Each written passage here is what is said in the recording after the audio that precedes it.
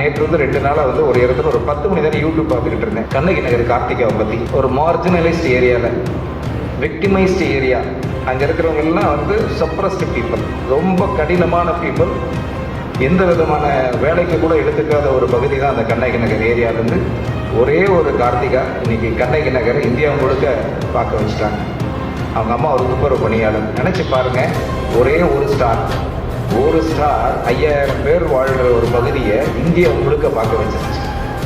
அது ஒரு பெண்ணுன்னும் பொழுது அந்த அம்மா துப்புரவு பணியாளர். அவங்க அம்மாவை ரொம்ப கொச்சைப்படுத்தியிருக்காங்க.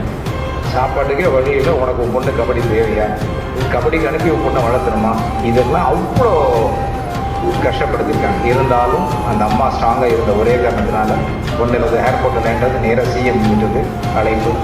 முன்னாள் ஆளுநர் தமிழிசை சவுந்தரராஜன் மேடம் அவங்க வீட்டுக்கு போகிறாங்க. நினச்சி பாருங்கள், இன்றைக்கி ஐபிஎஸ் ரிசீவ் பண்ணுற அளவுக்கு ஒரு பொண்ணு வளர்ந்துருக்கு 12ஆம் வகுப்பில்.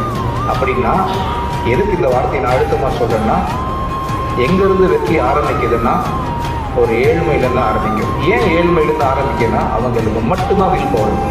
எவ்வளோ தோல்வி வந்தாலும் தாங்க முடியும், எவ்வளோ ஸ்ட்ரகிள்ஸ் வந்தாலும் தாங்க முடியும், எவ்வளோ டிஸ்ட்ராக்ஷன்ஸ் வந்தாலும் கொஞ்சம் அழுதுட்டு சரியாயிடுவாங்க. அது இல்லை உங்கள் அம்மாவோட வாழ்க்கையிலே நீங்கள் பார்த்துருப்பீங்க. நான் என் அம்மாவோட வாழ்க்கையில் பார்த்துட்டே இருக்கிறேன். ஒவ்வொரு முறையும் அழுவாங்க, ஆனால் அடுத்த நிமிஷம் அடுத்த வேலைக்கு போயிடுவாங்க. பட் நம்மக்கிட்ட அது பவர் குறைஞ்சிருக்கு. கொஞ்சம் நம்ம டிஸ்ட்ராக்ஷன் ஆகிட்டோம். என்ன காரணம்னா இன்றைக்கி இருக்கிற சோஷியல் மீடியாஸ் தான்.